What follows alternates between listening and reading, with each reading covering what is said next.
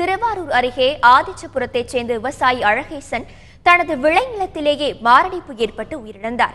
காவிரியில் தண்ணீர் வராததால் அழகேசனின் நிலத்தில் பயிர்கள் கருகி இருந்ததே மாரடைப்பிற்கு காரணம் என்றும் கூறப்படுகிறது.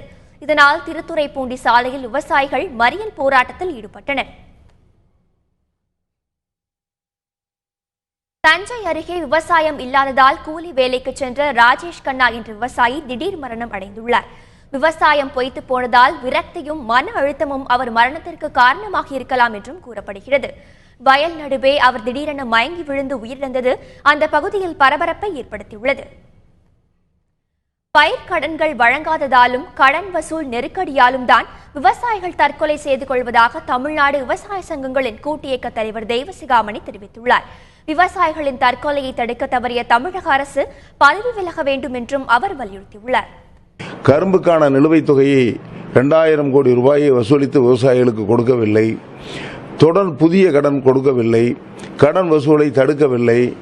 எந்த வேலையும் தமிழக அரசு விவசாயிகளுக்காக செய்யவில்லை.